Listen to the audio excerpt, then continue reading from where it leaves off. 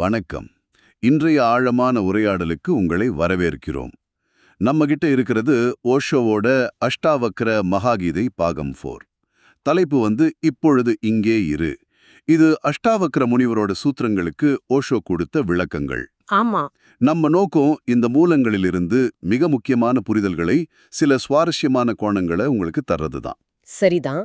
இதுல நாம சுயத்தை எப்படி அறியறது, உடல் மனம் தாண்டி எப்படி நிக்கிறது, அப்புறம் வாழ்க்கைய ஒரு சாட்சியாக எப்படி பாக்குறதுன்னு ரொம்ப ஆழமான விஷயங்களை அலச போறோம். ஆமா. இது வெறும் தத்துவ பேச்சில்ல.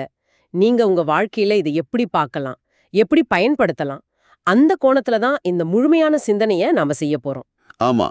இந்த விளக்கங்கள் மூலமா உங்களுக்கு தேவையான முக்கிய கருத்துக்களையும், சில யோசிக்க வைக்கும் கதைகளையும், மறக்க முடியாத உதாரணங்களையும் ஒரு சுவாரஸ்யமான கலந்துரையாடலா பகிர்ந்துக்க போறோம். சரி. முதல் விஷயமே ரொம்ப அழுத்தமா இருக்கு பாருங்க. ஓஷோ சொல்றாரு, மனிதன் தனக்கே அந்நியன். ஆமா. இது என்ன சொல்ல வருதுன்னு கொஞ்சம் விரிவா பார்க்கலாமா? ஓஷோ சொல்றாரு, நாம நம்மள பத்தி முழுசா தெரிஞ்சிக்காமலே இது என்னுடையது, என் வீடு, என் உறவுன்னு நினைக்கிறதெல்லாம் ஒரு விதமான கற்பனை, ஒரு பிரமைதான்னு. இது கேட்கும்போது கொஞ்சம் அதிர்ச்சியா இருக்கலாம்.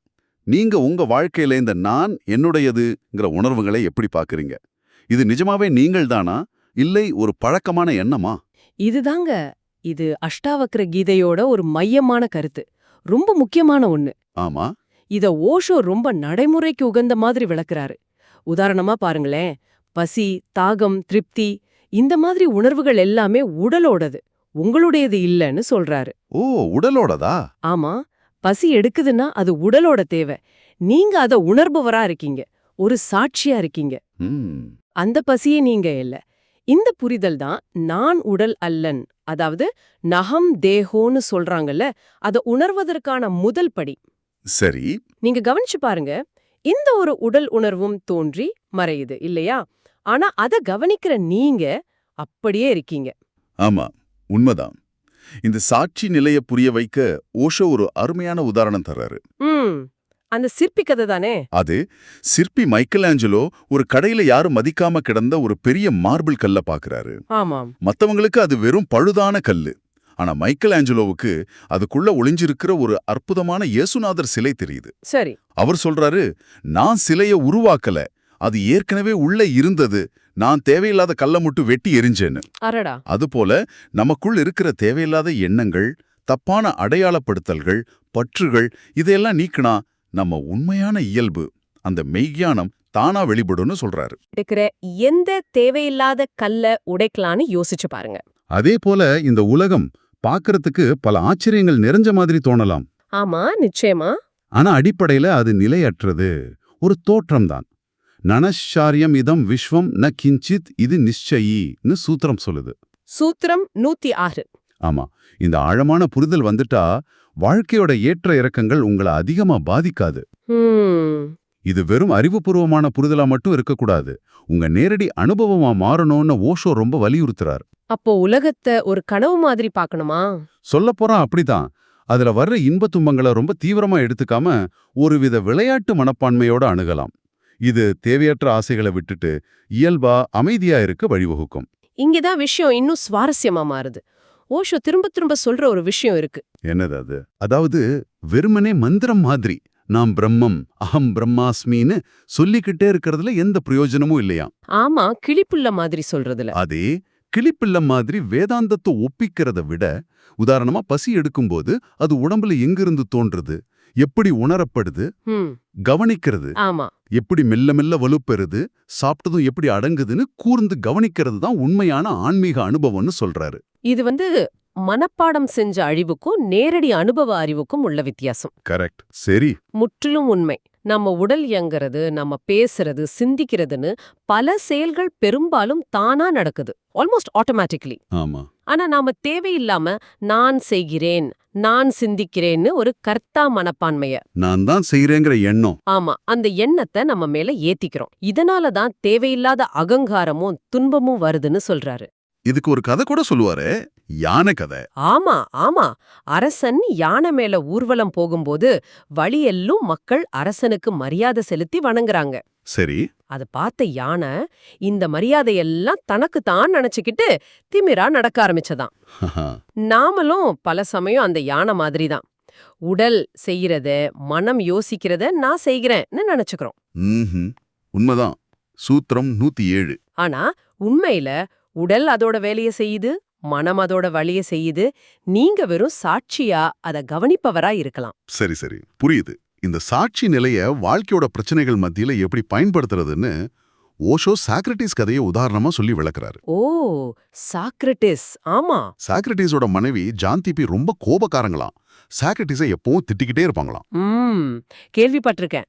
ஆனா சாக்ரட்டிஸ் என்ன சொன்னாராம், என் மனைவி காரணமா தான் நான் இவ்ளோ பொறுமையும் அமைதியும் கத்துக்கிட்டேன். அடா, அவங்க எனக்கு ஒரு கண்ணாடி மாதிரி என்னை திருத்திக்க ஒரு வாய்ப்பு கொடுத்தாங்கன்னு சொன்னாராம். பலே, பிரச்சனைய ஒரு வாய்ப்பா பாக்குறது. அதே, பிரச்சனைகளை விட்டு ஓடாம அது ஒரு பாடமா, தன்னை இன்னும் ஆழமா புரிஞ்சுக்க ஒரு வாய்ப்பா பாக்குறது தான் உண்மையான சாட்சி நிலைன்னு ஓஷோ சொல்றார். ரொம்ப சரி. உங்க வாழ்க்கையில வர சவால்களை நீங்க எப்படி பாக்குறீங்க? ஒரு பிரச்சனையா இல்ல ஒரு வாய்ப்பா? இதுதான் அஷ்டவக்ர கீதையில ஜனக மகாராஜாவும் தன் அனுபவமா சொல்றாரு. என்ன சொல்றாரு? முதல்ல உடல் சார்ந்த செயல்கள் மேல இருந்த பற்ற விட்டேன், அப்புறம் பேச்சு மேல இருந்த பற்ற விட்டேன், கடைசியா சிந்தனைகள் மேல இருந்த பற்றையும் விட்டுட்டு இப்போ எதிலையும் ஒட்டாம முழுமையான அமைதியில இருக்கேன்னு. ஆஹா, சூத்திர 107. இந்த விலகி நிற்றல், இந்த சாட்சி நிலைதான் உண்மையான அமைதிக்கு வழின்னு சொல்றார். இது ரொம்ப நேரடியான பாதை. நேரடியான பாதையா? ஆமாம். தியானம், சமாதி நிலைன்னு படிப்படியா போற முறைகளை காட்டிலும் இது உடனடியா நிகழக்கூடிய ஒரு விழிப்பு நிலைக்கான அழைப்புன்னு அஷ்டாவக்ரர் சொல்றத ஓஷோ முக்கியமா எடுத்து காக்குறார். ஓ, சரி சரி.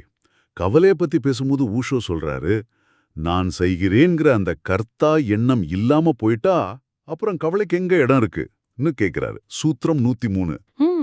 ரொம்ப முக்கியமான கேள்வி. இது கேட்க ரொம்ப எளிமையா இருந்தாலும் நடைமுறையில பயங்கர சக்தி வாய்ந்ததா தோணுதே.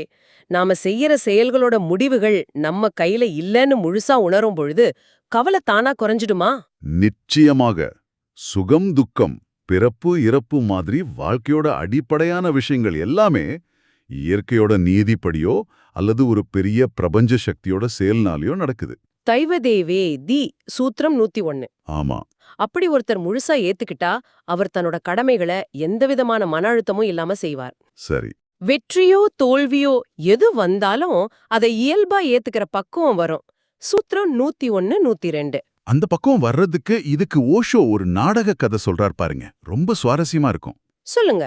ஒரு நடிகர் போன வருஷம் நாடகத்துல ராவணன் வேஷம் போட்டிருந்த போது நடுவுல ஒருத்தர் ஓடி வந்து உங்க வீட்ல தீன்னு கத்திருக்கார். ஐயோ! இவர் உடனே பதறி போய் நாடகத்தை விட்டு ஓடிட்டாராம். அடுத்த வருஷம் அதே நடிகர், அதே ராவணன் வேஷம். இந்த முறையும் ஒருத்தர் ஓடி வந்து உங்க வீட்ல தீன்னு சொல்றார். ஆனா இந்த முறை அந்த நடிகர் பதறலையா? அப்படியா? ஏன்? ரொம்ப நிதானமா, கொஞ்சம் பொறு தம்பி, இன்னும் சீதையை தூக்கிட்டு போற காட்சி பாக்கி இருக்கு, அதை முடிச்சிட்டு வில்ல உடைச்சிட்டு வர்றேன்னு சொன்னாராம். அடேங்கப்பா. ஏன்னா இப்ப அவருக்கு புரிஞ்சுடுச்சு, இது நாடகம், நான் ராவணன் இல்லன்னு. தெளிவு வந்துடுச்சு. அதே மாதிரி வாழ்க்கை நாடகத்துல நம்ம பாத்திரத்தை உணர்ந்து பற்றின்மை வந்துட்டா செயல்கள்ல பதற்றமோ பயமோ இருக்காது. ஆமா. நடக்கிறது எல்லாமே ஒரு பெரிய திட்டத்தோட பகுதிங்கிற நம்பிக்கை வரும்போது அமைதி இயல்பாவே வரும். இது ரொம்ப ஆழமா இருக்கு. உலக இன்பங்கள் மேல இருக்கிற கவர்ச்சி தான் நம்மளை கட்டுப்படுத்துது. அது பந்தம். ஆமா. அந்த கவர்ச்சி இல்லாம போனா அதுவே விடுதலை, மோக்ஷம். இவ்வளவுதான் விஷயம். கரெக்ட். இந்த உண்மையை நீங்க உணர்ந்துட்டா உங்க இயல்புப்படி எப்படி இருக்கணுமோ அப்படி சுகமா இருக்கலான்னு அஷ்டாவக்ரர் சொல்றத சூத்திரம் 127 ஓஷோ ரொம்ப அழகா விளக்குறாரு. ஆமா. அப்போ நம்மோட மனப்பான்மை தான் நம்மள கட்டுப்படுத்துதா அல்லது விடுவிக்குதா? சூழ்நிலைகள் இல்லையா? மிகச்சரியா சொன்னீங்க. மனப்பான்மை தான் முக்கியம். உண்மையான துறவு, அதாவது சந்நியாசங்கிறது காவி உடை உடுத்துறதுலயோ வீட்டை விட்டு ஓடுறதுலயோ இல்ல. அப்புறம் இதுல இருக்கு. மாவீரன் அலெக்சாண்டர் இந்தியாவுக்கு வந்தப்போ சிந்து நதிக்கரையில மலைவாழ் மக்கள் சிலரை பார்த்தாராம். அவங்க கிட்ட உடம்புல ஒரு துணிய தவிர வேற எந்த சொத்தும் இல்ல. அலெக்சாண்டர் கேட்டாராம், உங்களுக்கு என்ன வேணும்னு. அவங்க என்ன சொன்னாங்க? அவங்க சொன்னாங்களாம், எங்களுக்கு எதுவும் வேண்டாம், நீ கொஞ்சம் தள்ளி நில்லு, சூரிய வெளிச்சம் எங்க மேல படத்தோன்னு. அடையப்பா, என்ன ஒரு எளிமை! அந்த எளிமையில, அந்த பொருள் சேர்க்காத நிலையில ஒரு பெரிய ஆன்மீக செழிப்பு இருக்கு. ஓஷோ சொல்றாரு, அந்த ஒன்றுமில்லாத தன்மை, அந்த எம்டினஸ், அதுதான் கடவுளோட பேரரசுக்கு நுழைவு வாயில்னு. ஆஹா. கௌபினம் கட்டுறதாலேயோ மந்திர தீட்சை வாங்குறதாலேயோ மட்டும் உண்மையான சந்நியாசம் வந்துராது. அதெல்லாம் வேணும்னா ஒரு பயணத்தோட ஆரம்பமா இருக்கலாம், அடையாளமா இருக்கலாம், அவ்வளவுதான். சரி. ஜனகர் சொன்ன மாதிரி ஒன்றை ஏற்பதும் ஒன்றை விடுப்பதும், ஏற்றல் விடுத்தல் இல்லாத ஒரு சமநிலை தான் உண்மையான சுகம். இது மனதளவுல உலகத்தோடு ஒட்டாம, அதே சமயம் உலகை வெறுக்காம இயல்பா இருக்கிறது தான் உண்மையான துறவு. இது கேட்கும்போது ஜெய கிருஷ்ணமூர்த்தி சொல்ற சாய்ஸ்லெஸ் அவேர்னஸ் ஞாபகத்துக்கு வருது.